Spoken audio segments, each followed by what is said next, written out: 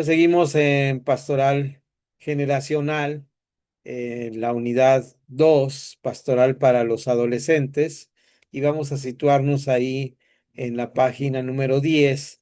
Y lo primero que vemos en esta página para entrar en materia es que esta página, si lo vemos en la parte de abajo, dice: los contenidos a ser tratados en este curso son un breve resumen del material de raíces pastoral juvenil en profundidad de los autores Félix Ortiz y, bueno, Gerardo Muniello y Annette Ulick.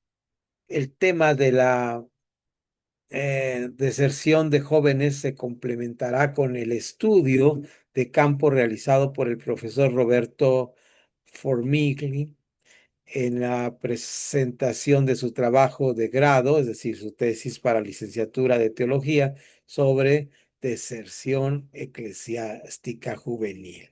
Bueno, así que tenemos todo un material listo para hablar del tema, porque es un tema que nos va a llevar un buen de pausas y tiempo, y les voy a pedir que me vayan ayudando a leer los incisos. Los vamos a ir revisando paso a paso aquí en nuestra pantalla para que podamos ir desmenuzando este tema tan actual, porque este tema siempre va a ser. Hoy una persona que estuvo en nuestra reunión de líderes, que es de una iglesia hermana en California, ella comentaba, esta mujer comentaba que la iglesia que no trabaja con los adolescentes y los jóvenes es una iglesia destinada a la muerte. Y yo podría añadir no solamente a morir y desaparecer, sino también a convertirse posiblemente en una iglesia religiosa. Es decir, los hijos, los nietos ya tienen una religión, pero no una convicción propia, ni un estilo de vida, ni una vida transformada.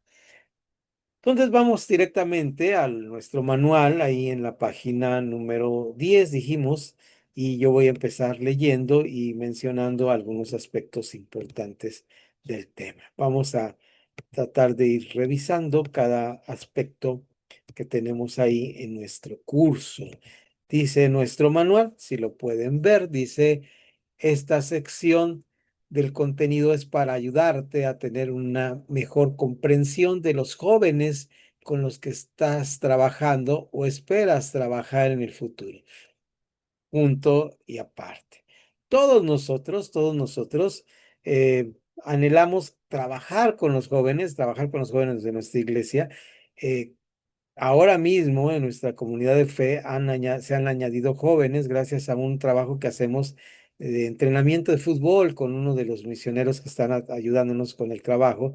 Y pues sí, se empiezan a juntar los jóvenes con poco compromiso, pero de repente los vemos muy comprometidos. ¿Y qué vamos a hacer con esos jóvenes que son el futuro de nuestra iglesia y tienen una visión y un futuro por delante? Tenemos que empezar a trabajar con ellos. Cuando iniciamos, pues no teníamos ningunos jóvenes, más que una preadolescente, y ahora en 3 años ya se nos volvió jovencita, acaba de cumplir 15 años. Esto se va rapidísimo, y los adolescentes tienen una característica especial que vamos a ir revisando paso a paso aquí con nuestro manual. Si por ahí nos van ayudando, podemos ir a la parte del inciso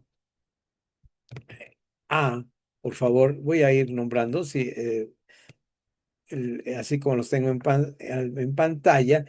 Si Pastor Samuel nos puede ayudar con esta primera lectura que tenemos de este parrafito, que son 2 párrafos. Si la lees hasta el etcétera, por favor, Pastor, nos ayudaría mucho en este momento. El ministerio con los adolescentes y jóvenes. Es totalmente cierto que las características de los jóvenes cambian de país a país, pero también es verdad que existen ciertos rasgos generales que son comunes a la juventud de todos los países de habla hispana. A continuación, algunas de sus características. Tensión entre la iglesia y el mundo. Podemos decir que los jóvenes de nuestra iglesia viven a la vez en dos esferas totalmente distintas: la sociedad, el mundo, y la iglesia. Estas dos esferas no solo son diferentes, sino que en forma creciente se están volviendo opuestas y están en permanente conflicto. Ejemplo, relativismo moral, la ética sexual, la fidelidad matrimonial, la bioética, etcétera. Hasta ahí vamos a hacer un pequeño comentario. Es bien importante hacer notar la etapa del mundo donde estamos viviendo. La etapa del mundo, de acuerdo a los estudios de lo que se llama sociología, es decir, el estudio de nuestra sociedad, pasamos de una etapa donde se llamó la etapa de la modernidad y luego una etapa de transición que fue el fin de la historia. El fin de la historia se conoce o es relativo a este momento donde dijeron, ya se acabaron las ideologías, hay un gobierno, una tendencia hegemónica que va a dominar el mundo, esta tendencia pues ciertamente es de carácter cristiana y de aquí en adelante pues ya hasta aquí va a llegar la historia, ya no va a seguir evolucionando. Sin embargo, pues no se acabó el mundo con el 2000, no se apagaron todas las computadoras cuando cambiaron de fecha, y ya llevamos un cuarto de siglo del nuevo milenio y estamos en una etapa que se llama posmodernidad. La característica principal de la posmodernidad la podemos definir en términos sencillos, es donde nada es concreto, todo se diluye, ¿no? Nada es real o tangible. Las mismas noticias que encontramos en el periódico o en la televisión o demás, vemos que son verdaderamente inventadas, que no podemos creerle a nadie. Eh, Ahora mismo es chistoso, pero yo hice el otro día un video de una lectura bíblica o de una lectura de un capítulo y me grabé así como estoy con ustedes. Luego puse eso en una inteligencia artificial con el escenario que tengo atrás y puse la lectura y entonces, pues la máquina hizo una inteligencia artificial y así como estoy gesticulando y moviendo las manos, que fue para la grabación, así se oía. Igualito.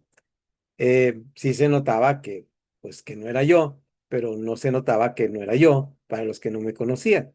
¿Mm? Entonces, ahí tenemos esto, ¿qué es verdad? Por eso se llama posmodernidad, donde todo se diluye. Y otra característica importante es lo que leyó el pastor Samuel ahí. Hay una desviación de muchos de los aspectos que antes teníamos que con firmeza. Por ejemplo, y ahí podemos ver algo, nos damos cuenta que aunque decimos con mucha tranquilidad, seguramente en el tiempo pasado esta información se manejaba, posiblemente sí había las cosas, pero no salían a la luz. Nos damos cuenta de que muchos de los factores que vivimos son diferentes en muchos sentidos. El otro día en clase presencial hablábamos de un programa que no me acuerdo, pero ustedes ahí me dijeron cuál era, que estaba demandado en los Estados Unidos porque su principal fuente de ingresos era los adultos, porque era un programa donde se metían niños y ahí había gente que los acechaba sexualmente, pedófilos. Entonces, acecho para estos niños era muy tremendo. ¿Y por qué era este acecho? Pues porque estos malvados, perversos dueños de la empresa decían, no, no puedo dejar de ganar. Para eso hice el programa, para ganar. Entonces, esto es cómo se diluye la moral, ¿no? Cómo se diluye la moral.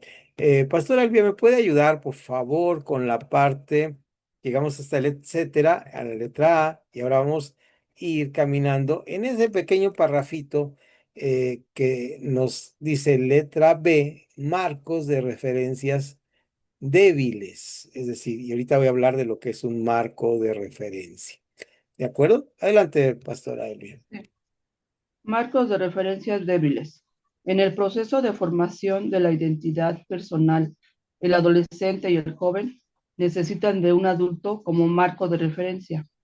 Hasta ese momento la escuela, la familia y la iglesia constituían el marco de referencia por excelencia.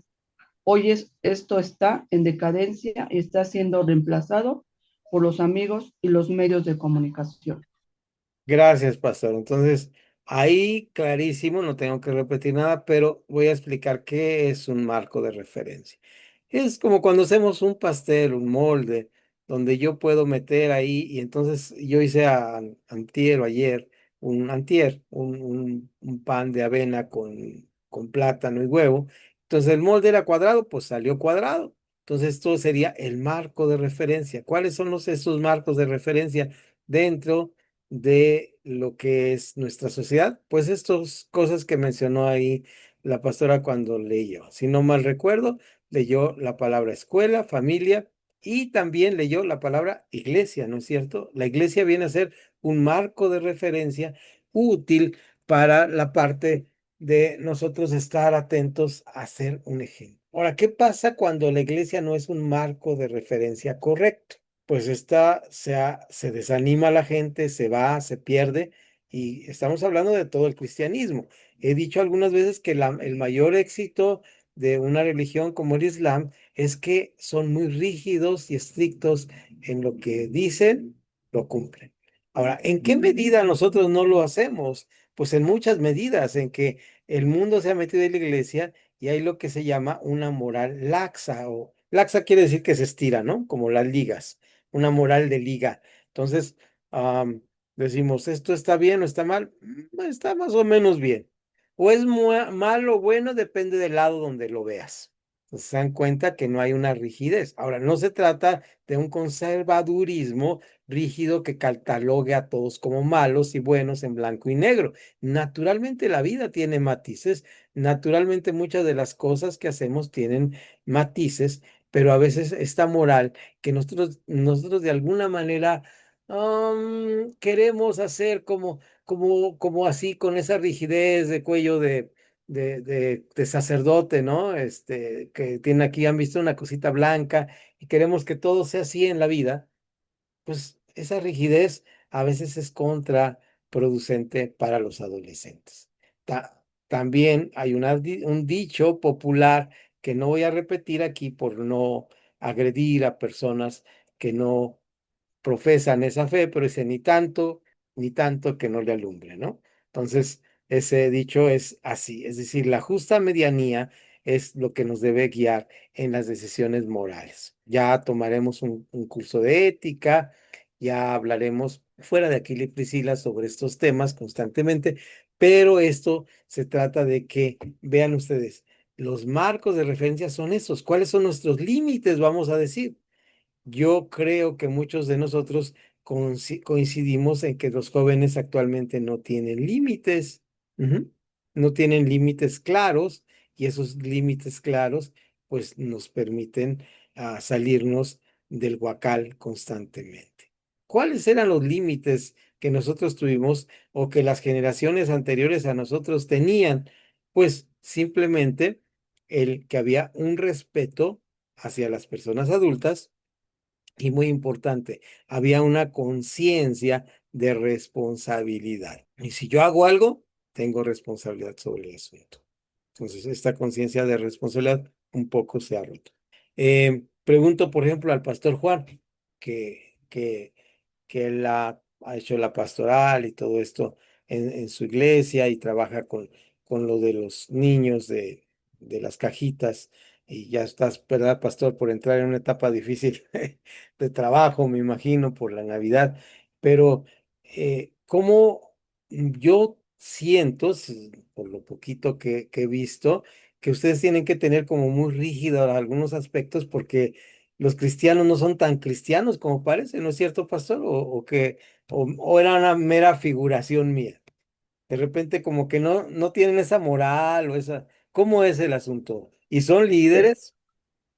Es muy difícil, sobre todo porque vienen con una creencia de que lo que se le da, o sea, lo están ganando. Hoy en cuanto a las cajitas, piden como si fuera un regalo para tenerlos, para poder darlos sin costarle. Entonces, meterlos en un molde o en un marco de decir cómo realmente se debe de trabajar y cómo se debe de hacer, a veces cuesta mucho trabajo, porque lo quieren hacer a su manera, no en la forma como está establecida, no en Así, la forma como debemos de hacerlo. sí, sí. Entonces, es difícil, muy difícil, sobre todo Sí, trabajar con pastores. sí, y tomaba esta referencia porque ese marco referencial, ese marco de referencia se pone por una institución porque de esa manera persistirá el programa adecuadamente. Si no lo hacemos así, se sale de los lineamientos y se acaba el programa, ¿verdad? Pero ¿contra qué está luchando el pastor Juan, que nos está contando eso? Está luchando contra la cultura del mundo que se ha metido en la cabeza de nosotros los líderes y decimos, bueno, pues me tienen que dar, me tienen que regalar. Ujú. Entonces, hoy mismo nosotros recibimos la visita de unos pastores no es Los Ángeles, es San Francisco, California. Y entonces a veces cuando nosotros recibimos este tipo de personas, vamos con la mentalidad de que pues ellos nos tienen que dar. Ellos nos tienen que regalar porque son gente que tiene dinero. No, no debe ser nuestra mentalidad. Son hermanos en Cristo y podemos colaborar. Y si ellos quieren colaborar con nosotros, van a colaborar. Si ellos ven alguna necesidad de nosotros, pues va a ser una necesidad donde van a aportar para esa necesidad, pero no es su obligación de ninguna manera estar eh, subsidiando nuestras necesidades, ¿no? Entonces, ¿qué es esto? Es un marco de referencia donde ya se nos ha dado esta instrucción de que siempre tenemos que estar pidiendo, estirando la mano, recibiendo. ¿Y contra qué luchamos? Con la cultura del mundo que está en la cabeza de las personas. Esto es con el aspecto de pastoras. Ahora imagínense los muchachos cuánta información están recibiendo. ¿Cuál es la información que están recibiendo? Están recibiendo información que les dice en la internet y en las redes sociales y todo esto. Y esto es muy interesante. No tienes que trabajar. Con que te hagas influencer vas a ganar miles y miles de pesos. Ves cómo viven los que...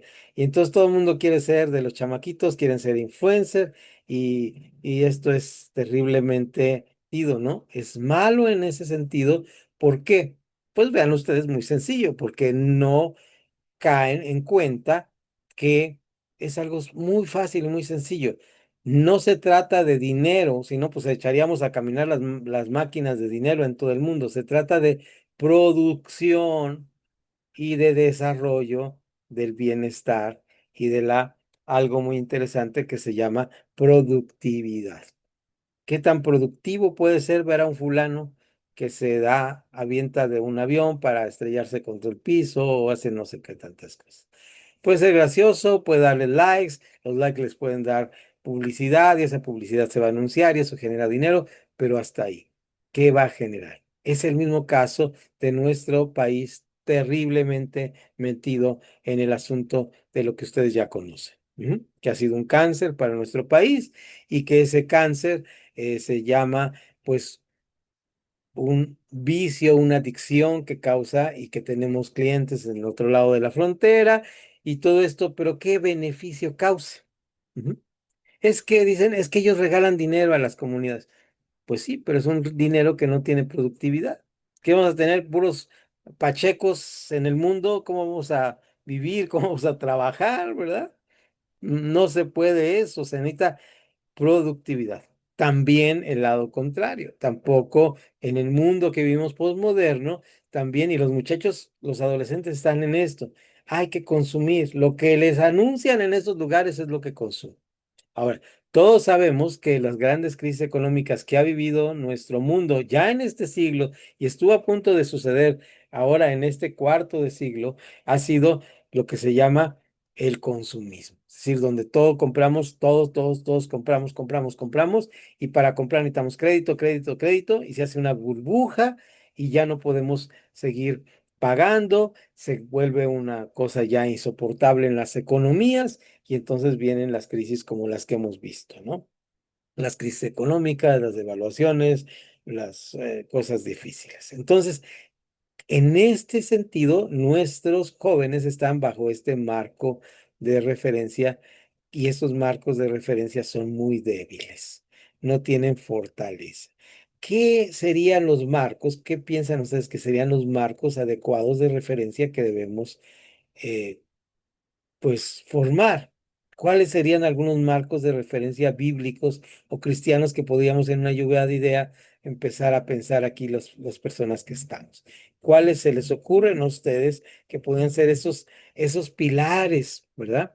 Y tienen que ver con algo que se llaman valores. Ujú. ¿Qué valores deberíamos poner como marcos de referencia y empezar a dárselos a los jóvenes? Voy a dar algunas pistas por ahí y, por ejemplo, ¿qué sería lo más adecuado para una persona que dice mentiras? Enseñarle qué cosa, Connie. Que diga qué cosa. como jóvenes que son. Aquí, ¿qué se te ocurre? Si tengo un muchacho que estoy educando y lo encuentro en muchas mentiras, ¿cuál sería este pilar de valor que deberíamos buscar en él?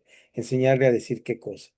Pues enseñarles a que desde un principio a que digan la verdad, lo que es, sea bueno, sea malo, que hablen, Sí, para que nosotros también como personas ya, este, tratar de entenderlos así para poderlos ayudar, así en lo bueno o en lo malo. sí. Que a Y va. veces hay cosas Ujú. malas que duelen y unas que luego no podemos resolver, pero tenemos que estar al pendiente de los jóvenes. Así es, ver que digan la verdad y que esa verdad va a tener frutos. La verdad tiene un fruto muy importante, nos da libertad. ¿Qué dice ese versículo bíblico? Y la verdad os hará libres. Ujú. Y ese concepto que parece tan filosófico, tan allá, es una realidad que podemos enseñarle. Mira, si tú dices la verdad, eso te va a liberar de muchas cosas. ¿Qué pasa, Mana Elvia, cuando las personas están acostumbradas a decir mentiras? ¿Con una sola mentira se quedan o qué va pasando? Ah, por ahí, sí, por ahí tu micrófono, hermana. Te dejaron ahí sola, pero a ver si le atinas ahí al botoncito. Ok, esperamos, no hay ningún problema. A ver, déjate. Bueno, ahorita nos dice así con señas. Ahora estamos en lenguaje dice una seña muy interesante. ¿Ah, cómo fue, hermana? Bien. Se va convirtiendo en una bola de nieve que va arrastrando, arrastrando y a veces tan grande, tan grande. Y sobre todo, gracias, hermana Elvia, sí, entendí tu lenguaje de señas. Ahora sí estamos acá fíjate bien, bola de nieve. No es cierto, no sé nada de eso, pero algo así debe ser. Bueno, la cosa es esta bola de nieve que va surgiendo. Entonces, si nosotros desde el principio le decimos, mira, si dices la verdad te va a hacer libre. Si tú hablas mentiras, se va haciendo una bola de nieve y cada mentira va a tener que cubrir otra mentira. Esto es sencillo, no es sumamente complicado porque vivimos en un mundo donde la mentira es una realidad y la mentira se repite, ¿no? Y la mentira llega a ser tan mala que a veces decimos, bueno, no es una mentira, decimos una palabra, es una verdad a medias. ¿Han escuchado esta frase de verdad a medias? Qué difícil es, ¿no? Es decir, cuando nosotros llegamos a este momento de verdades a medias, es cuando nosotros tenemos que tener cuidados. Eh, es muy común que nosotros fabriquemos una mentira en base a una verdad. Esas son las verdades a medias. Entonces, tenemos que tener cuidado con esto. Una cosa es lo que deseamos que sea y otra cosa es lo que es. Entonces, también tenemos que cuidar esto. ¿Por qué? Porque los jóvenes están atentos, se dan cuenta y en este marco de referencia estamos ahí constantemente atentos. ¿Quién leyó el último? Fue la hermana Elvia, ¿verdad? Entonces vamos con Samuel.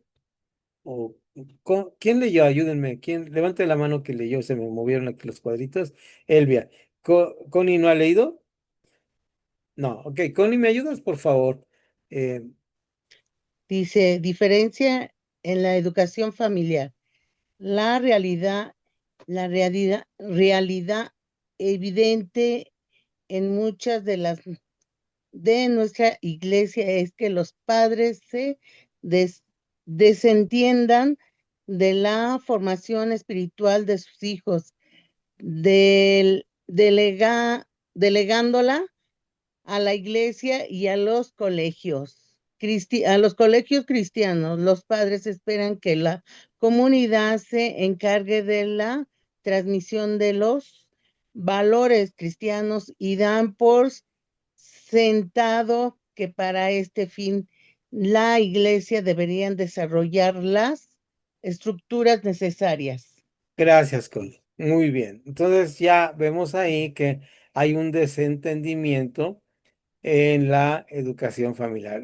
La diferencia en la educación familiar es que pensamos que los demás tienen que encargarse de la educación, ya sea la iglesia, la escuela, y le echamos la culpa. Es que, pastor, pues no me educó bien a mi hijo. Pues no, pues te tocaba educarlo a ti, no a mí. ¿De acuerdo? Entonces, fíjense bien, me llama mucho la atención, me ha pasado infinidad de veces y a veces ya me da vergüenza hacer eso que empecé a hacer con mi esposa. Vamos en un centro comercial, está una niña haciendo berrinche, tirando las cosas de la vitrina, ¿verdad? Aventándolas al suelo y te dice, no lo hagas porque el Señor te va a regañar. ¿Sabe qué? No, usted es su mamá, usted regaña, ¿verdad? Entonces, pensamos que tenemos que otro tiene que hacer el trabajo que nosotros tenemos que hacer. Esto es muy complicado porque si nosotros pensamos que yo no tengo ninguna responsabilidad, pues estoy siendo un irresponsable y voy a hacer que mi hijo sea un irresponsable. Voy a estar pensando que la persona de responsabilidad sobre la educación es la escuela, la iglesia, la sociedad, el señor que pasa por ahí. Ujú. Y es muy común escuchar, mira, no hagas eso porque el señor te va a regañar. No, señora, regáñale usted. Por eso es que está haciendo berrinche. Entonces, tenemos que tener cuidado de estar en mucho cuidado porque sí hay una deficiencia en la educación familiar, una deficiencia muy grande. No se está cubriendo totalmente esta deficiencia en la educación familiar. ¿Y qué va a ser una diferencia en esto? Va a ser una diferencia que nosotros empezamos a eh, tener bien definido con las personas de la iglesia qué es una educación familiar. Es decir, decirles tu responsabilidad cuidar a tus niños. Ahora, yo voy a coadyuvar o apoyar, ayudar, con mucho gusto, voy a aconsejar, voy a hacer programas para que haya actividades para los adolescentes, eso está muy bien, pero la responsabilidad principal, ¿de quién será? Pues de la iglesia, de la familia, perdón, de la familia nuclear, de la familia nuclear. No es ni siquiera de tenerlos, someterlos en una escuela cara, no, se trata de la educación que se da en la familia. Bien, vamos a seguir adelante con la letra D, inseguridad y confusión con respecto a la experiencia de conversión. Ahora vamos ya con un muchacho cristiano donde tiene una dificultad con este asunto. Pastor Samuel, ¿nos ayudas, por favor? Deja mientras pongo la pizarra electrónica, mientras tú vas leyendo esta parte. Es la letra D. Inseguridad y confusión con respecto a la experiencia de conversión. En las iglesias existe un número creciente de personas que pertenecen a una segunda e incluso a una tercera generación de creyentes evangélicos. Se trata de jóvenes que no han llegado directamente del mundo. Estamos frente a generaciones de evangélicos que han accedido a la información relacionada a la fe y al evangelio, no por decisión propia, sino como consecuencia de una herencia cultural de la familia. Hasta ahí, pastor. Qué amable. Entonces, estamos ciertos que esta situación es compleja y complicada. ¿Por qué? Fíjense ustedes. em, La iglesia normalmente crece por dos razones. Bueno, por varias razones. Voy a dejar ahí el asunto porque sigo por dos razones. Esto puede llegar a ser medio complicado, pero crece por varias razones. Estas razones por las que crece la iglesia, estas razones pueden ser por herencia, que es yo tengo hijos y esos hijos le heredo una cultura cristiana. Otra es por la evangelización o por el trabajo de discipulado. Es otra manera en que crece la iglesia. Dije que varias formas, porque una de las formas también en que a veces crecen las iglesias es porque vienen de otras iglesias a nuestra iglesia. Y ese es otro tema aparte que tocar. Pero también crecen de esta manera. Pero la forma por la cual crecen por herencia, a veces esta herencia no hace un énfasis suficiente en este aspecto que estamos leyendo aquí respecto a la experiencia de conversión. Tenemos que ser bien claros que no por el hecho de nacer en una familia cristiana se es cristiano. Tienes que llegar a la convicción de fe y esta convicción de fe te va a llevar al arrepentimiento y este arrepentimiento naturalmente te va a llevar a un cambio de vida. Y ese cambio de vida tienes que dar frutos dignos de arrepentimiento. Por eso es tan importante hacer énfasis y recalcar en nuestras comunidades de fe el versículo que dice, que está hablando Pedro, y dice ahí en Primera de Pedro que habla del diluvio, ¿verdad? Y cuando habla del diluvio dice que lo que corresponde a esto, que ellos fueron pasados por agua, y lo que corresponde a esto nos salva, a nosotros nos salva. Es decir, esto es lo que nos salva. El pasar por el agua nos salva, no quitando, no quitando el pecado que esté en nuestra carne, sino como la aspiración de una buena conciencia. Entonces, naturalmente tenemos que hacer mucho énfasis en esto, porque no quiere decir que si tú recibes al Señor Jesús como tu Salvador, tienes convicción de pecados, ahí se acabó tu situación en la carne. Se acabó en el sentido de que ahora confías tu salvación en la gracia y sacrificio de Cristo, y esto te permite tener una aspiración para vivir una vida, como dice Proverbios en los primeros capítulos, que el camino del justo es como la luz de la aurora, ¿verdad? 4:8 creo que es, lo cito de memoria, posiblemente me equivoque. Y entonces ahí tenemos este concepto que tenemos que influenciar y que determinadamente, con mucha decisión, tenemos que hacerle ver a los muchachos. La vida que vas a vivir es una vida compleja. Las situaciones que vas a vivir van a ser muy complejas, pero la puedes vivir solo o la puedes vivir con la ayuda de Dios en tu corazón. Ujú. Entonces, estas situaciones se cambian la dimensión cuando ya hay una experiencia de conversión concreta en las personas. Bien, seguimos con la lectura. Voy a regresar a los cuadros para que se escuche su voz con la hermana Elvia. Y aquí tenemos ya la letra E, que vamos a ir leyendo y hablando al final, ¿no? Voy a pedir que lo vaya leyendo mientras yo voy ajustando la pizarra electrónica. Falta de impacto de la palabra de Dios en sus vidas. Entre nuestros jóvenes se dan dos lamentables realidades. En primer lugar, un desconocimiento de las escrituras y en segundo lugar, un escaso interés por conocerlas y aplicarlas a la vida cotidiana. Los jóvenes no conocen a Dios porque desconocen su palabra. Como resultado, sus ideas acerca de Dios en muchos casos son vagas o incluso grotescas. Sí, estamos en una situación cultural donde es terriblemente falta de cultura bíblica en nuestras iglesias. Híjole, eso sí es un punto que pues es a tratar con mucho interés de parte nuestro, porque dice la palabra que en un profeta dice, mi pueblo pereció, ¿por qué cosa? ¿Por qué pereció? ¿Por falta de qué? Si no conocían la palabra. Y la palabra era muy sencilla, pongo delante de ti la vida o la muerte. Ezequiel dice, no quiero que nadie muera, ¿verdad? Quiero que todos procedan en arrepentimiento. Yo no quiero que nadie se muera, pero miren, lo que está pasando aquí es que ustedes están tomando una decisión mala, están tomando un mal camino y este mal camino los va a llevar a una situación compleja, complicada. Ujú. Entonces, hay una falta del impacto de la palabra de Dios por desconocimiento. Y parte de esto es que nuestras iglesias se dedican, lo he repetido con ustedes varias veces, a hacer eh, un armado de rompecabezas con pocas piezas de rompecabezas. En primer lugar, no tenemos la caja de rompecabezas para decir, "Mira, este es el panorama general de la Biblia".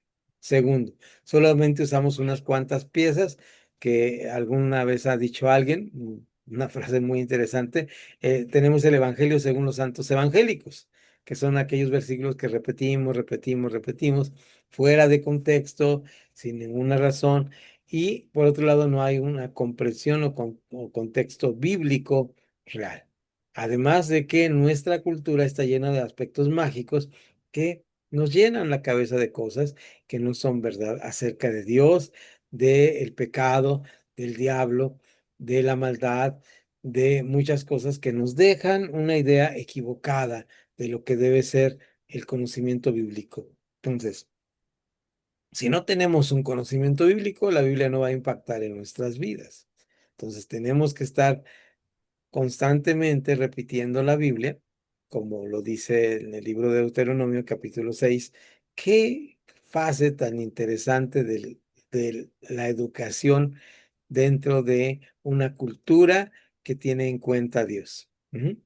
Las repetirás, las atarás a tu cuello, las repetirás cuando andes con el camino, las repetirás, etcétera, etcétera, ¿no? Entonces, esto es parte de lo que tenemos que hacer en la palabra de Dios. ¿Y cuál es esta responsabilidad?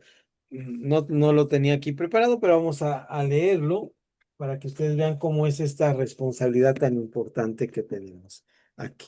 Se encuentra en el capítulo 6 de Deuteronomio. Y vean ustedes que aquí nos habla de dos cosas. El famoso versículo que es conocido por ser el Shema, que dice, escucha, oh Israel, ¿no? Por cierto, Pastor Samuel, ese es tu nombre, Shemael, el Señor oye, ¿no? Entonces, este es ahí donde dice, desde el principio, con acento, refiriéndose a los mandamientos que leímos en este capítulo anterior, dice, estos pues son los mandamientos, estatutos y decretos que Jehová nuestro Dios mandó que os enseñase, para que los pongáis por obra en la tierra a la cual pasáis vosotros para tomarla, para que temas a Jehová tu Dios, guardando todos sus estatutos y sus mandamientos que yo te mando, tú, tu hijo y el hijo de tu hijo, o sea, tú, tu hijo y tu nietecito, ¿verdad? O tu nietecita. Todos los días de tu vida. ¿Cuáles días? Los días del domingo de ir a la iglesia. Todos los días de tu vida para que tus días sean prolongados. Y luego viene el Shema. Oye, escucha, pues, oh Israel, y cuida de ponerlos por obra para que te vaya bien en la tierra que fluye leche y miel y os multipliquéis como te ha dicho Jehová, el Dios de tus padres. Oye Israel, Jehová, nuestro Dios, Jehová uno es. Y amarás a Jehová de todo corazón, de todo tu corazón y de toda tu alma y con todas tus fuerzas. Y estas palabras es la parte que yo les estaba mencionando, que quería llegar a ella. Y estas palabras que yo te mando hoy estarán sobre, primera parte, sobre tu corazón y las repetirás a tus hijos y hablarás de ellas estando en tu casa y andarás y andando por el camino y al acostarte y cuando te levantares y las atarás como una señal en tu mano y estarán como frontales en tus ojos y las escribirás en los postes de tu casa y en tus puertas. Es decir, la presencia de la palabra en la cotidianidad. Esta cotidianidad nos ayuda a entender que la palabra de Dios estará presente. Ahora, pregunto a ustedes, ¿esto así es en la iglesia cristiana o se nos olvida? Por ahí un pastor que fue mi pastor muchos años decía una frase que dice que él tenía unos miembros que eran fieles, pero tenía unos miembros que él les llamaba cadochos. ¿Ustedes conocen a los hermanos cadochos? No es un apellido, ¿verdad? ¿Cuáles son los hermanos cadochos? Los que vemos cada 8 días, ¿verdad? Los que son cristianos de cada 8 días. Entonces, esa es una cuestión muy grave porque el cristianismo debe ser 24/7, ¿no? Entonces, todo el tiempo debemos ser cristianos, todo el tiempo debemos estar en la presencia de Dios. Entonces, vamos a seguir. ¿Quién leyó? El pastor Samuel. Sí, ok, entonces seguimos con Connie. ¿Nos ayudas, Connie? Ahora vamos de reversa, para abajo. Y vamos a ir con la letra, pues cambiamos de hoja, Connie, y vamos a esta parte de la falta de atención en cuanto a las necesidades de los jóvenes. Quiero decir antes de que te prepares para leer, Connie, estas necesidades son múltiples, pero cada generación, cada área que vamos a estar mirando tiene diferentes necesidades. Mucha atención en esto. No podemos, ¿se entiende esta parte? Medir con el mismo rasero. Se usa también allá en la Ciudad de México, tener el mismo rasero para medir todo.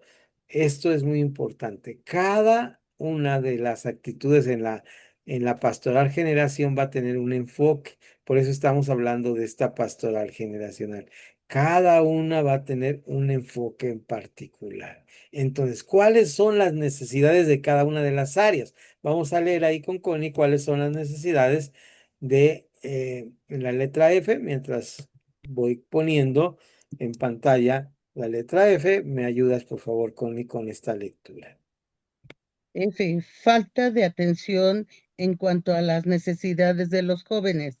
Tradicionalmente en las iglesias evangélicas, los cultos principales están pensados para los adultos y por los adultos, descuidando así a los niños, adolescentes y jóvenes. Los cultos juveniles se han convertido en una imitación de los cultos dominicales de adultos. A los jóvenes de esta generación les toca vivir presiones, sí, les toca vivir presiones y ataques a su fe sin precedentes. Descuidan las necesidades de la adolescencia, la sexualidad en la era contemporánea, la identidad cristiana, el desafío a la fe, la posmodernidad, el ocio juvenil, etc. Sin duda generará un mayor vacío en la vida de nuestros queridos adolescentes y jóvenes. Gracias, Connie. Vean ustedes cómo tenemos que atender estas necesidades muy especiales que tienen los jóvenes, muy especiales en esta modernidad. Y ahí tenemos que ver que no ponemos atención a sus propias necesidades. Los adolescentes y los jóvenes de nuestra generación tienen necesidades distintas a lo que nosotros tuvimos. Ahora están en una serie de circunstancias diferentes y debemos prestar una atención o una respuesta de acuerdo a sus propias necesidades. Tenemos que evaluar cuidadosamente cuáles son las necesidades de la iglesia y darles algo muy importante, me parece a mí, que se llama identidad con la iglesia, que sean parte de la iglesia. Y esta identidad con la iglesia se da precisamente cuando nosotros les dedicamos un lugar especial, cuando los mencionamos constantemente, cuando están parte de esta identidad y cuando pueden llegar a tener este momento de estar como jóvenes. Ahora, esto es fácil cuando tenemos una iglesia con varios jóvenes. Cuando tenemos una iglesia con un joven, pues podemos hacerlo, pero una atención personalizada, ¿no? Ahora mismo nosotros en la comunidad donde estamos, pues primero nomás era una muchachita, ahora ya está otro muchachito, ahora ya los que están en la alabanza ya también son jóvenes, entonces ya llegó el momento donde podamos darles una atención especial. Ahí la persona que hace la pastoral en nuestra iglesia tomará la decisión cuando tenga que hacer este cambio. Y bueno, cada uno tiene el momento para hablar, pero sí debemos participar en sus necesidades. ¿Cómo lo hacemos nosotros? Bueno, aquí se ha empezado con algo que les dije hace un momento, que he llamado a otros jóvenes. Se han hecho torneos o algo que se llamó escuela de fútbol, ¿verdad? Porque estamos en un jardín, en un parque, frente a donde estamos, entonces, pues vienen estos misioneros y lo que hacen en lugar de hacer un culto de jóvenes y llamar y esperar que lleguen los jóvenes y se sienten y que escuchen la Biblia, jóvenes paganos o no cristianos, no quisiera decir paganos, esta palabra es muy fuerte, estos jóvenes no cristianos o no conversos, entonces vemos cuáles son sus necesidades el deporte, si les gusta ver el fútbol, Entonces, si se les llama a esto, pues ahí están constantemente y ya tenemos fruto de esto. Entonces, tenemos que buscar actividades que sean buenas para los jóvenes. ¿Qué podemos hacer? Pues clubes de lectura, club de cine, de deportes. Hay gente que le llama cosas de ajedrez. Hoy en la iglesia tuvimos algo que fue un taller de artes manuales para señoras y me sorprendió mucho que terminamos la junta y ya había señoras que no habíamos visto en la iglesia que estaban llegando ahí. No se les llamó, se le invitó a la comunidad, se puso en el WhatsApp de la colonia y no se invitó a una reunión de damas, ¿verdad? Donde íbamos a tocar el tema de la mujer virtuosa, ¿quién la hallará? Con un versículo de Proverbios, sino se les llamó a una reunión de creatividad manual para mujeres, ¿no? Entonces, pues esas son las cosas que debemos ir creando y fomentando. Gracias a Dios por la hermana que hace la pastoral ahí, la esposa del pastor, que está como preocupada por esas cosas, ¿no? Por ver esas cosas. Pero ahí vemos, también debería haber algo así para los jóvenes, ¿no? Entonces, vamos a ir porque son varias letras y quisiera yo aventajar hasta donde pensé que deberíamos llegar en las siguientes media hora que nos queda. Y aquí tenemos, vean ustedes, esta parte bastante interesante. Ah, me pasó lo que a Connie, se me fue la página. Dejen buscarla. Bueno, estamos en la letra F, sigue la letra E. Dejen buscar dónde me quedo. Aquí está. Mm, De repente se echan a correr las cosas, ¿va? Acá estás, ya te encontré. Ok, entonces estamos en la letra F y está bien chiquito esta. ¿Me ayudas, Pastor Juan? La que se relacionan con el trabajo entre los jóvenes. Damos por sentado que todos los que están son, dicho de otro modo, damos por sentado que todos los que asistan a la iglesia o están relacionados con ella son creyentes, nacidos de nuevo y que tienen una relación personal con Dios. Así es, entonces no es tan así, ¿verdad? Como que aquí se me atoró el asunto, pero con el trabajo de los. Bien, entonces ahí lo que acaba de leer el pastor Juan es así como sencillito, ¿no? Sencillito. No debemos dar por sentado este asunto. No debemos estar por sentado que los que están ahí están trabajando ya de alguna manera como cristianos. Dicho de otro modo, no podemos pensar que por el hecho de que los lleven sus papás, son cristianos. Sí, eso es lo que he dicho de una manera más sencilla. Tenemos que buscar la conversión, porque trabajar con jóvenes es esto, dar por entendido de que hay que presentarles el plan de salvación. Y recuerdo cuando empecé a trabajar en la iglesia donde conocí a mi esposa, pues empezamos con la persona que fui justamente con esto, de hablar con cada uno en lo personal y presentar el plan de salvación. Esa fue nuestra, confrontarles con la realidad de que no estaban viviendo la vida cristiana y que tenían que recibir a Jesús como Salvador y confiar a Él para empezar a vivir la vida cristiana. Entonces, esto es muy, muy importante. Seguimos, Pastora Elvia, por favor, con el siguiente parrafito, que es el parrafito H, ahora sí lo pongo bien. Herencia de modelos y métodos del pasado. Los modelos y los métodos nacen para satisfacer necesidades específicas en situaciones muy particulares.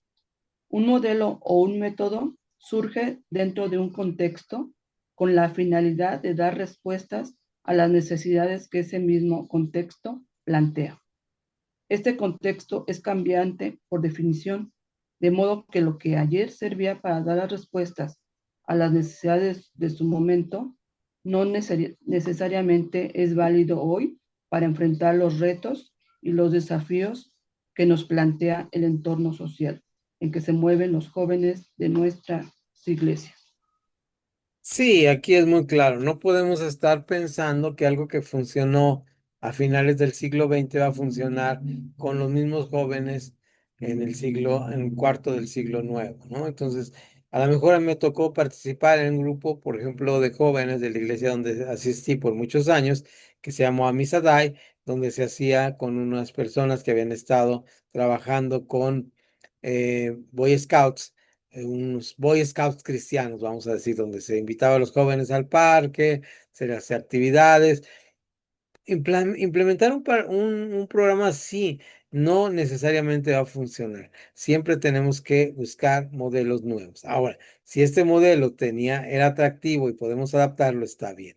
Pero imagínense ustedes, si yo quisiera, vamos a suponer que el pastor Juan y la hermana Elvia me dice, oiga, pues yo también tengo, como usted dice, en la iglesia donde fue, 4 o 5 familias, que era el caso, que tienen jóvenes pero no asisten a la iglesia, y yo quisiera ir con esa misma estrategia que fuimos a la iglesia, pues hay situaciones diferentes, tendríamos que hacer una cuestión de analizar fue el momento histórico donde se dio esa situación y podemos cambiar. Uno de los grandes problemas que tenemos como cristianos es que queremos repetir lo que funcionó una y otra vez sin darnos cuenta que hay un cambio en la sociedad, ¿verdad? Por eso a veces hablamos de que los cristianos llegamos tarde a las discusiones importantes de la vida cristiana. Yo lo he comentado sin querer avergonzar a nadie. A mí me sorprendió mucho en la iglesia donde yo asistía, asistir a finales del siglo XX a conferencia especial que iban a dar sobre por qué los cristianos no creíamos en el evolucionismo. Entonces, a mí me dio mucha risa porque son cuestiones que ya no existen, ¿verdad? Ya los nuevos modelos, las nuevas teorías sobre el origen de la humanidad están hablando de otras cosas que no es el evolucionismo. Entonces, ¿por qué tenemos que pelearnos con esto como cristianos si esto ya no es la actualidad para los jóvenes? Ni siquiera lo ven en la escuela, ya ven otras cosas muy distintas. Otro ejemplo es cuando la gente está diciendo en contra de modelos económicos que ya ni existen, países que ya no existen, peleándose como existían. Y entonces lo nuevo, lo que está nuevo en la sociedad, lo que son los nuevos modelos económicos, pues se pelearán con ellos dentro de 100 años, me imagino. Entonces, la iglesia siempre llega tarde a esas discusiones. Entonces, estos modelos tenemos que cambiarlos. Lo mismo. Si yo tenía un culto de jóvenes en mi iglesia y me funcionaba cantar un círculo de do con mi guitarra, pues es probable que ya no sea así en esta actualidad con estos jóvenes. Los sermones ya no son los mismos, la forma de actuar ya no son los mismos.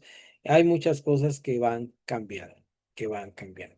Esto tenemos que estar conscientes de esto e ir actualizándonos hacia modelos y métodos que sean modernos, no métodos del pasado. ¿Qué es esto que estamos viendo? Pues es que tenemos que ser creativos porque si no nos quedamos atrás en todos los sentidos.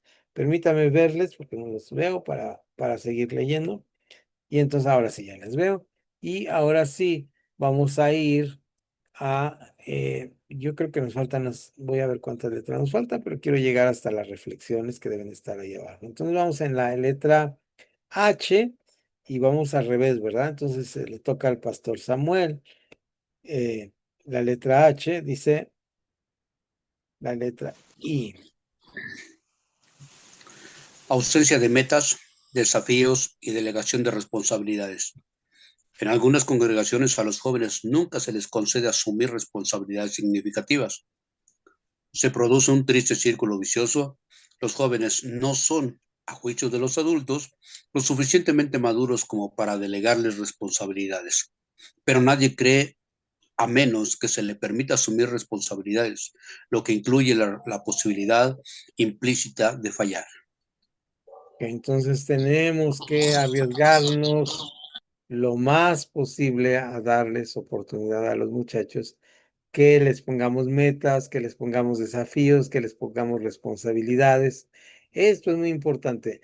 Dice la palabra que no un nuevo, no un neófito, pero sí creo que cuando hay muchachos en la iglesia que ya tomaron los cursos, que vemos que tienen cierta madera, pues debemos empujarlos a que prediquen, a que dirijan, a que estén al frente y darles metas y desafíos y delegarles responsabilidad. Bajo supervisión, muchas veces, sí, estoy totalmente de acuerdo, pero sí una responsabilidad que les permita ir desarrollando. La mayoría de ellos inmediatamente vemos cuando tienen madera y uno dice, no lo hizo perfecto, pero tiene madera para ir más adelante y lograr muchas cosas. Y lo más interesante es cuando nosotros llegamos a la conclusión, por lo menos de mi parte, en mi ministerio, como maestro, que muchos de ellos van a ser superiores, van a superar al maestro, que tienen esa madera para superar. Miren, ahora mismo lo estoy viendo en la segunda generación de Aquila y Priscila. Yo di un grupo de alumnos, la primera generación, y cuando se graduaron, Aquila y Priscila ya les da el papel que les van a dar a ustedes, y con ese papel ya pueden dar clases. Entonces yo vi algunos de ellos que eran muy buenos en cierta área y lo estoy poniendo y me doy cuenta que, carambas, veo mi grabación de cuando lo di para ellos y veo lo que ellos han hecho y digo, pues sí, resultaron mucho mejores que el maestro. Entonces, esto es lo que esperamos también de los jóvenes, que al darles y delegarles una responsabilidad puedan asumir este costo, incluyendo cuando fallen. A prueba y error a veces se da. No lo hacemos para que fallen, sino cuando fallan tienen que aprender. Actualmente en la educación dicen, tienes una ventana de oportunidad. Sacaste un 6, pero no es una cosa mala, tienes una ventana de oportunidad. Incluyendo, estoy estudiando, dicen, ni siquiera que hayas reprobado la materia. Es una oportunidad para la próxima vez pedir menos asignaturas, tomar más cuidado, más tiempo, siempre se llama una ventana de oportunidad. Entonces, a los jóvenes debemos mostrarles que la delegación de esa responsabilidad es para que vayan viendo cuáles son sus capacidades y hasta dónde pueden llegar. Eso es buenísimo cuando nosotros trabajamos en la iglesia con personas que nos ayudan o nos eh, apoyan en el trabajo. Ahí quisiera que nos comentara un poquito su experiencia con esto. Me, me, me pareció muy agradable el día que llegamos a nuestra clase presencial, como llegamos un poquito antes nosotros y el pastor Samuel tuvo que salir por un asunto personal y familiar. Pero ¿cómo es este desarrollo de nuestra hermana, eh, de tu hija cuando estás trabajando con las mujeres? ¿Cómo la has visto en este tiempo? Yo la he visto en el último año, pastor, y me ha gustado mucho que la veo más fluida y la veo más, pues más pastora, Miriam, la verdad, más puesta en su papel y esto, pues me agrada mucho en esto. ¿Y tú cómo lo valoras como pastor de ella? ¿Cómo ves esto como una joven que está ahí trabajando en esta área? Pues nada más, la verdad, no nada más sobre de ella, sino de algunos. Ver el deseo de querer crecer, Ujú, pero también cuán importante es el círculo donde estás, bueno, o que has formado, ¿no? ujú, Pues no es por uno, sino es, les digo a ellos, la misma relación que tengas con Dios te da la apertura, te da la sabiduría. Y ver que cada una de las mujeres, y escuchaba yo en una reunión, tanto el agradecimiento como también bueno, el alimento que ella misma está otorgando a través de la palabra a la misma gente. Dice, nos quedamos sorprendidas porque las expresiones eran de mujeres ya adultas, ya más inclusive de la tercera edad, y ellas agradecían el que Dios haya estado tomando su vida y cómo se ha estado desarrollando. Y eso le ha dado impulso también a poder seguir creciendo y algo que, aunque muchas veces pensamos que nada más los jóvenes necesitan una oportunidad, vemos que el trabajo que ella ha estado desarrollando es también en la misma inseguridad con las mismas mujeres, ¿no? Aunque no estamos hablando de jóvenes, pero eso, la verdad, sí en ocasiones pensamos va a fracasar o no va a mm, poder, esto, aquello, pero son las mismas limitaciones que pone uno. Cuando uno crea ese círculo de querer crecer en el ministerio, pues la gente comienza a ver, los jóvenes comienzan a ver, y eso pues la verdad es una grande bendición, es darles la seguridad. Entonces es una de las cosas en las cuales pues también eso nos lleva a poder ver que algo que ahorita hasta me sonreí cuando comentaste que no vamos a imponer cosas del siglo pasado, ¿no? Y pues ya uno se queda así como diciendo, híjole, pero la verdad es que sí, pero también es seguir formando ese círculo con los jóvenes. Sí, sí, sí, así uno quisiera a veces que las cosas que nos funcionaron muy bien funcionaran y nos queda la nostalgia, pastor, nos queda la nostalgia. Yo recuerdo algo que hicimos con el grupo de jóvenes, de los jóvenes, imagínense ustedes, yo digo ahora la fecha y me sorprendo, nunca pensé sorprenderme tanto de esa fecha, pero fue de los años 60, en el 62, 63, y ahí sí es muchos años y que compramos unas hojas de papel pergamino y pusimos a los jóvenes a escribir cada quien un libro de la Biblia con unas cosas que se llaman canillas, donde compraba uno la puntilla y ¿se acuerdan ustedes las mesabancas que habían antes que uno tenía su tintero? A mí todavía me tocaron mesabancas de esas, no usé tintero, ya usé pluma atómica y pluma fuente, pero había estas plumillas que nos daban en la secundaria para ver cómo había sido la escritura para algo que se llamaba caligrafía. Y surgió la idea porque fuimos a un lugar, a una iglesia en el sureste, eh, Tuxtla Gutiérrez, y vimos una Biblia que habían escrito los jóvenes de la iglesia en manuscrito. Había sido un trabajo de unos líderes de jóvenes y quisimos hacerla ahí en la iglesia donde llegamos a hacer misión con los jóvenes. Y a mí me tocó escribir Primera y Segunda de Corintios. Y hasta la fecha sigo leyendo y releyendo Primera y Segunda de Corintios, porque fue un descubrimiento tan grande para mí escribir esto a mano, ¿verdad? Con la tinta esta y tener las hojas de la Biblia. No logramos el proyecto final, pero me quedó ese anhelo de en varias iglesias. He dado cursos, varios cursos de Biblia, pero ahora me doy cuenta que hay que cambiar. Imagínense ustedes que ponga ahora y diga, pues compren papel pergamino y compren las canillas esas con la punta y la tinta china. Ah, la tinta china ya no existe. O sea, ¿se dan cuenta? Por más emocionante que sea para mí el recuerdo que me hace sentir un nudo acá en la garganta, pues es algo que ya no funciona, es del siglo pasado, literalmente es del siglo pasado. Entonces, tenemos que buscar nuevas alternativas. Eh, vamos a hacer con mi esposa ahora, les adelanto, un curso de relectura de la Biblia con las mujeres en la Biblia, con un librito que acabamos de conseguir para leer mi esposa y yo. Y nos daría mucho gusto darlo con ustedes después. Yo sé que ya ese no va a ser de Aquila y Priscila, ni va a costar ni nada.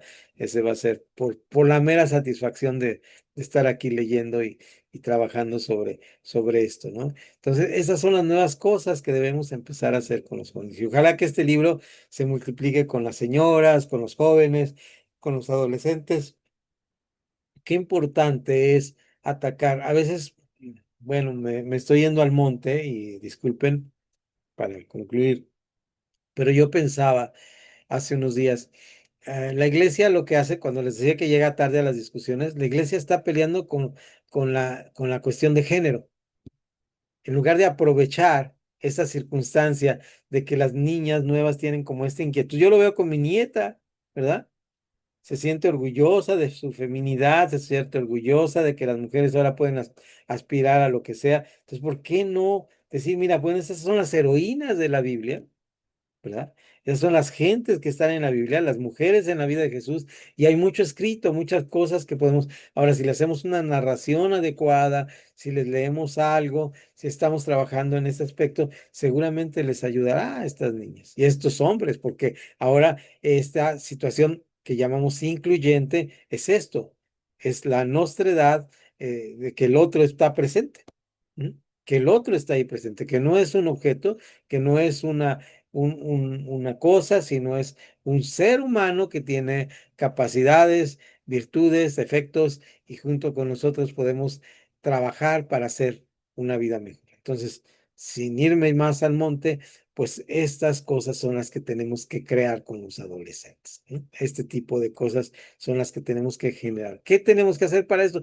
Pues estar atentos a lo que está pasando en el mundo, estar atentos y imagínense ustedes estas niñas que se pierden ahí en la neblina, ¿verdad? En la neblina de la palabra vanidad, en el hebreo es esta neblina, ¿verdad? Que se pierde en la neblina de su situación de adolescentes, que mejor que la pudiéramos ver de esta manera. Bueno, ¿les parece que leamos rápidamente el último? Yo lo leo aquí.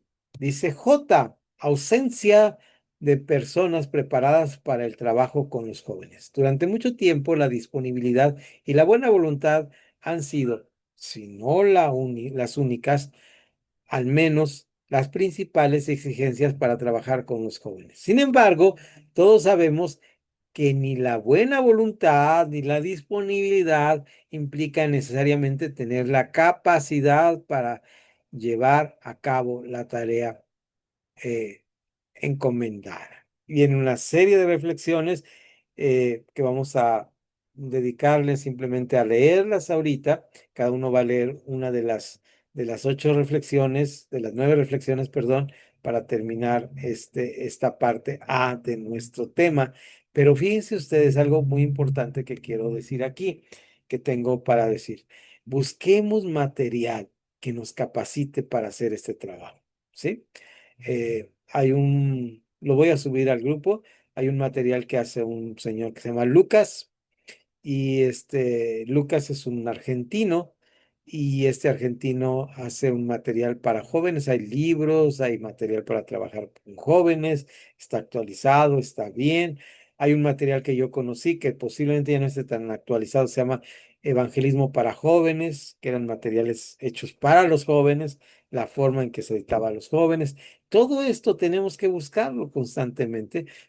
Estoy mencionando uno no para que lo usemos, sino porque están ahí generándose estos materiales. Entonces, pues podemos empezar a trabajar, buscar estos materiales, capacitar a la gente, y qué bueno sería que nosotros trabajáramos en nuestras iglesias con los jóvenes que empiezan a llegar a la iglesia. De repente, a nosotros nos pasó, trajimos un material para niños que conseguimos de nuestra denominación, y yo se lo mandé a la persona que estaba encargada en un viaje que hice con los institutos de mi denominación, y fue curioso porque cuando se lo mandé teníamos 2 niños.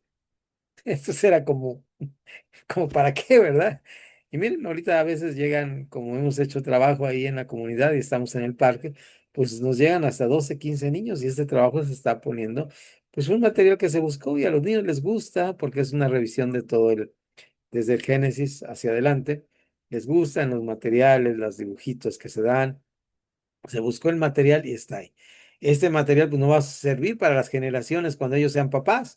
Van a tener que buscar otros materiales. Entonces, busquemos siempre estos materiales. Vamos a hacerlo así como lo dije para terminar nuestra clase en los 6 minutos que tenemos. Si nos pasamos, no es tan importante, pero vamos a empezar así. Ahora vamos de Samuel, Pastora Elvia, Pastor Juan, y el último, nuestra querida hermana Connie va a leer cada uno, así, 1, 2, 3 y 4. Y yo voy a leer el número 5 y vamos a decir algo de la reflexión de lo que ahí nos dice. Empezamos, por favor, Pastor Samuel. ¿De qué forma afecta a los jóvenes la realidad de vivir en dos mundos diferentes y opuestos, el de la iglesia y el de la sociedad? Eh, yo creo que en qué afecta el estilo de vida, lo que están percibiendo tanto adentro como afuera, ¿no? Entonces, por eso he comentado esto. Lo que tú hagas en una realidad sobre tu propia vida es lo que va a afectar o más que nada va a dirigir al mismo joven. Entonces, por eso es muy necesario tener en cuenta que eh, por ejemplo, tomaba yo a mis hijos y los sacaba y les enseñaba exactamente. Esto es lo que está sucediendo. Vean la realidad de ellos y vean la realidad de lo que Dios ha hecho sobre vidas de otros. Muy bien, qué interesante reflexión. Adelante, Pastor Elvia. ¿Cómo podemos ayudar a nuestros jóvenes a tener clara la experiencia de conversión?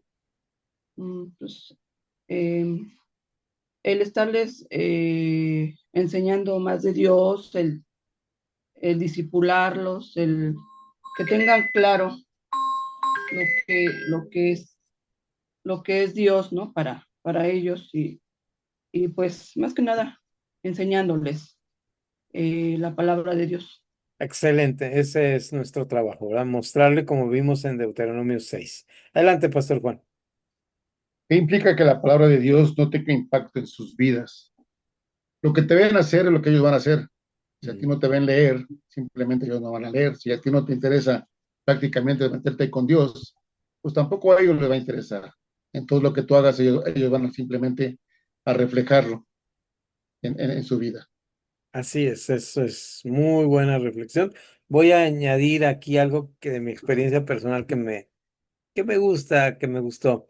Yo puse un tablero ahora que empecé mi curso en la universidad y para hacer un trabajo que me pedían en el propedéutico y me dio mucho gusto cuando mi nietecita supe que también tiene ya en su cuarto un tablero porque no sé si lo hizo porque me vio, pero me, me, me sentí a gusto. No se lo he dicho a ella, ni a mi esposa, ni a nadie, pero yo me sentí a gusto. Y posiblemente sea como dice, porque nos ven leer, porque nos ven estudiar, porque nos ven como ejemplo. Adelante, Connie. Dice, ¿por qué se desatienden las necesidades de los jóvenes? Mi punto de vista, empezamos como nosotros como papás, que no les ponemos atención. Lo estoy viviendo, por eso lo digo. Y pues si no empiezo, también qué va a ser de mis nietos Mm, para que sigan la palabra. Cuesta trabajo, me está costando trabajo, porque por el momento tengo una lucha muy interna en mí misma, ahora sí, que quiero salir adelante, pero empecemos con los papás. Ese es uno de mis puntos de vista para que los jóvenes empecemos aquí en nuestro hogar primero. así es. Muy buena reflexión. Y a mí me conmueve mucho, voy a agregar también algo. Me conmueve mucho en el año 2020 cuando empezamos a usar las redes sociales y empezamos a usar el Zoom y a comunicarnos con la familia por las razones de alejamiento social que teníamos por el virus. Me conmovió mucho encontrarme a mis primos, a sus hijos, como pastores, como líderes de iglesia. Me conmueve mucho encontrar a gente que yo conocí que estaba alejada de Dios, como los hijos del pastor Galvez, que fue mi pastor cuando yo era niño, que sus papás murieron posiblemente viéndolos lejos. Mis abuelas murieron viendo lejos a sus nietos de la palabra de Dios, con la insistencia de que nos hacían leer la Biblia, nos decían que oráramos, pero cada quien tomó sus propios caminos. Y verles me llevó a aquel pasaje de Proverbios que dice, instruye al niño es Salmo, ¿no? Instruye al niño en su camino y cuando fuere viejo no se apartará de él, ¿no? Tenemos que ver la referencia bien, ahorita la confundí, pero véanla bien. Y esta es parte, ¿no? De lo que debemos hacer. Y lo dices ahí muy bien. Es esta lucha interna que tenemos con nuestra propia vida, con lo que nos tocó vivir, con la parte que nos tocó vivir, con el área que nos tocó vivir que no lo podemos comprender, cada uno vivimos diferentes luchas, pero dentro de estas luchas, pues es esa la lucha, es decir, cómo vivo esto para que impacte en mis nietos, en mis hijos. Y bueno, ahí está el trabajo que estamos haciendo. El primer trabajo, mi estimada hermana Connie, deja verte porque tengo aquí encima, ahí ya te veo tu cara, tengo encima el manual. Lo primero que tenemos, ya veo hasta Juan, lo veo en sus lentes por lo menos. Lo primero que tenemos que hacer es, mi estimada Connie, es orar en nuestro trabajo. Porque era lo que hacían mis abuelas. Era terrible porque, miren, lo tengo que decir con un nudo en la garganta, sinceramente, lo tengo que decir con ese nudo que da.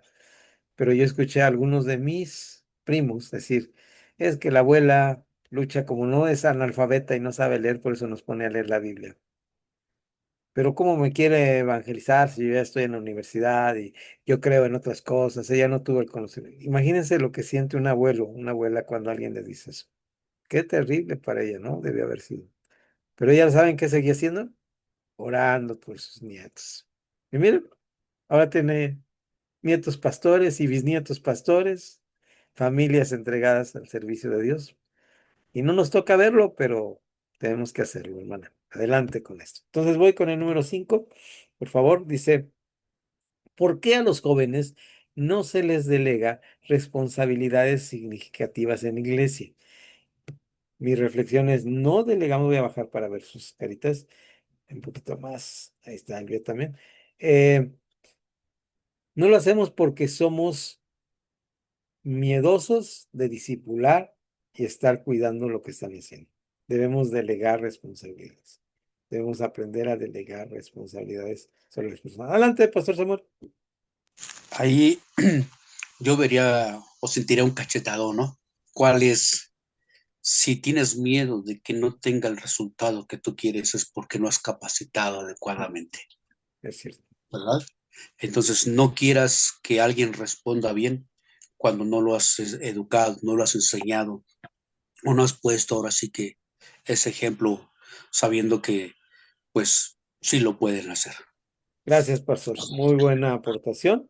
Y aprovechando que tienes ahí el micrófono, te vas con las 6, luego las 7, la pastora Elvia, la 8, Pastor Juan, y termina Tony con la 9. Ahí nos vamos. ¿Qué desafíos plantea el hecho de que los padres deleguen la tarea de formación espiritual a la iglesia? ¿Qué desafío? Pues el desafío que va uno a tener es que no va uno a recibir, ¿verdad? No va a recibir uno, ¿no? Y entonces el desafío que vas a tener que corregir muchas cosas, ¿no? Y pues la verdad yo creo que todos hemos pasado por esas situaciones y pues la verdad es que ese desafío es querer corregir las cosas que en ocasiones pues lastiman, pero vuelvo a lo mismo. Es lo que hemos enseñado o lo que no hemos enseñado. Así es, Pastor. Y mira, en una ocasión me quedé con las ganas de decir algo, no lo dije, afortunadamente, porque luego pensé, puedo herir a mi hermana, pero llegó a la iglesia y quería que hablara con su hijo. Basavilbaso era la apellido, no recuerdo, pero su hijo estaba justamente en una etapa muy difícil porque el muchachito tenía como algunos problemas emocionales y todo esto, y ella tuvo la confianza para venir y decir, no puede hablar con mi hijo, y era un muchachito de 11 años, 12 años, yo tendría como 40 años en ese tiempo, y con gusto lo atendí, pero quería como que me quedara como su papá, como porque no tenía papá, era parte del problema. Y estuve a punto de decir, miren, estuve así en la lengua de decirle, no recuerdo si estuve en ese momento ahora o después lo pensé o después lo reflexioné. Y le iba a decir a la hermana, pues es que a Samuel, a Shemael, se lo llevó al sacerdote cuando recién destete, ¿verdad? No cuando era un adolescente. Porque a veces dice, arregle amigo, no, pues ya lo descompuso usted, arréglelo usted, ¿no? Entonces, sí es complicado que la iglesia asume sus papeles, pero haremos lo que esté con el ejemplo, como bien dices, dentro de nuestras responsabilidades. Adelante, Pastor Elvia. Voy a poner aquí para leerlo, pero léale usted, yo lo escucho. ¿Por qué la buena voluntad no resulta suficiente para llevar a cabo un ministerio de pastoral juvenil? Pues no es suficiente el quererlo hacer, ¿no? Sino que se lleve a la acción, o sea, que se haga, que se haga efectivo, ¿no? No nada más planear y no hacer nada, sino al contrario, ponerlo a manos a la obra y Sí. actuar. El plan necesariamente requiere dos cosas. El plan necesariamente necesita programación y la programación necesita capacitación. ¿Mm? Ustedes saben que cualquier plan necesita programación. Imagínense que digan, mira, qué buen plan este de las cajitas. ¿Y cuándo lo vamos a hacer? No, pues sabe. ¿Y a quién vamos a capacitar? No, pues a nadie. Hay que lo hagan como quieran. No, pues no resulta, ¿no? Ahí se Entonces, va. al ahí se va. Entonces, todo plan necesita los dos aspectos. Esta planeación, es decir, poner fechas y capacitación. Adelante, Pastor Juan. ¿Cuál es el peligro de trabajar para el entretenimiento o mantenimiento de los jóvenes en vez de hacerlo para el crecimiento? Prácticamente que no veremos madurez ni compromiso en ellos, simplemente un entretenimiento para que ellos estén en las iglesias. ¿Eh? Lo que hacen muchas iglesias. Se van a la disco los jóvenes, pues ponles una disco, ¿verdad? Se quedan viendo el programa de la academia con los músicos, pues hazles aquí una academia. ¿Ah? Entonces, no hay crecimiento, no hay madurez. Adelante con el último. ¿Cuál es el desafío que plantea a la pastoral juvenil el hecho de que los jóvenes tienen marcos de referencia débiles? Mi punto de vista aquí, pues yo pienso que es el desafío tanto de la iglesia, tanto de los padres como de la iglesia, porque sí hay jóvenes que se reúnen, hay jóvenes que sí quieren aprender de la palabra de Dios y son los que no debemos de dejarlos y al contrario que ellos mismos vayan trayendo los mismos que tenemos en reunión, por decir, y tiene que haber un joven, bueno, más preparado, vamos a poner como la hermana Miriam, eh, la hermana Jocabet, que ya están más preparadas, para que así también vayamos atrayendo los jóvenes. Ujú. Pero veo que es un poquito difícil aquí para estar trayendo los jóvenes. Pues ese es mi punto de vista, pastor. Muy bien, de acuerdo. Entonces tenemos que tener gente capacitada que nos ayude a hacer este trabajo y poco a poco vamos a esperar que el Señor dé su crecimiento, ¿no? Y como tú dices bien, no es tan sencillo que los jóvenes en esta etapa tienen muchas cosas que hacer y tenemos que inculcarles que la presencia de Dios en sus vidas es algo que va a transformar su vida porque ven nuestra propia vida transformada. Bien, hermanos, pues hasta aquí, salúdense y estamos despedidos y nos vamos viendo el próximo sábado.